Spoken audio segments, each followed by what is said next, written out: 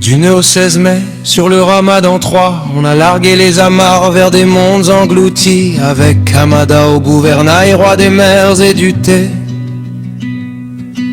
et son équipage aux petits soins jamais fatigué. Sous la coque vibraient les bouteilles et les palmes, les briefins, les éclats de rire, les mises à l'eau calme. Et dans le bleu profond où dansaient les barracudas, notre drôle d'équipage avançait bras dessus bras dessous presque. Ça dépend des paliers et des mojitos déjà. Mohamed, professeur d'arabe totalement éclaté, nous apprenait 3 mots aussitôt oubliés. Mais au fond des récifs entre Napoléon et de Gorgone, on répétait ces phrases avec des accents qui résonnent.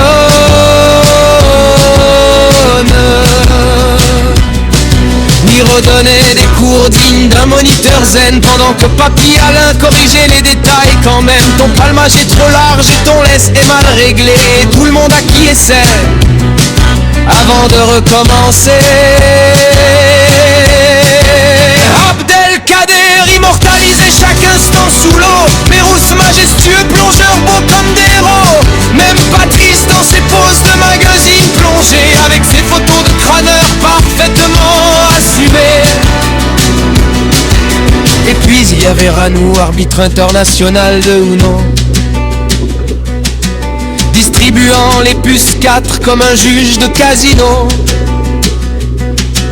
Les parties finissaient en procès diplomatique, pendant qu'Youssef criait son mythique la Tabuse.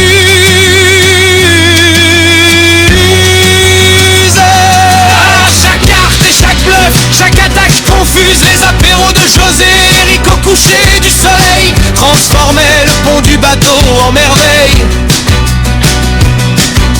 Les verres teintaient plus fort que les blocs acier, même les poissons semblaient vouloir trinquer. Eliès sortait ses imitations inimitables, copiant chacun de nous d'une façon lamentable, mais tellement parfaite qu'on riait jusqu'aux larmes. Même les dauphins auraient quitté leur banc pour entendre le vacarme. Saïd, lui, lâchait des bulles hors réglementation, des pets si puissants qu'ils méritaient homologation. On pensait parfois qu'un moteur avait démarré, mais non, juste Saïd qui venait de se relâcher. Marie-Hélène apportait sa sagesse infinie, le calme entre 2 vannes et 3 conneries. Myriana, avec son sourire lumineux et discret, rendait chaque instant plus doux qu'un récif au lever. Et voici Bastien, le plus jeune du bateau, l'ingrat magnifique, champion, toute catégorie, niveau, culot. Sans lampe pour la plongée de nuit, perdu dans le noir total, mais trouvant quand même le moyen d'être un critique brutal. Franchement la lampe prêtait clair moyen, disait-il fier, alors qu'il suivait les palanqués à l'instinct et à la prière. Et puis Belkacem, le vrai prince du Ramadan 3, le chouchou officiel traité comme un pacha. On lui portait ses bouteilles pour protéger ses genoux, son dos, son confort, son petit coussin partout. Pendant que les autres trimballaient leur bloc en transpirant, monsieur avançait tranquille, sourire innocent. Un enfant gâté des mers bichonnées à chaque plongée. On s'étonne même qu'on ne lui ait pas porté ses palmes jusqu'au zodiaque privé. Sans oublier Arnaud, roi discret de l'opération, traducteur bilingue anglais-français avec application. Il traduisait les briefings, les blagues et les discussions, passant d'une langue à l'autre avec fluidité et précision. Toujours serre-fil au fond de la palanquée, à vérifier que personne ne s'était fait aspirer. Mais derrière ce rôle sérieux, presque exemplaire, se cachait aussi le voleur officiel de chargeur universel. Tu laissais ton câble 2 minutes sans surveillance, hop, disparu Arnaud, déjà parti avec innocence. Et moi, Abdou, super connard certifié, au van pas lourd du tout, évidemment très apprécié. Je plongeais dans l'humour comme dans un tombant profond, sans toujours retrouver la sortie, mais avec conviction.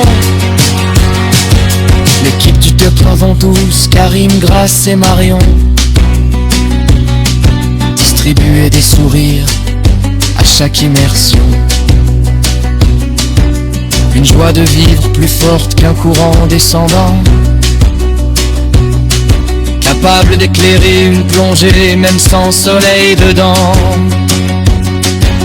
Myriam et Yacine, architectes du séjour Kairote, on organisait ça comme une expédition de troc. Entre pyramides, café et plongée magique, ils ont fait du voyage une aventure mythique.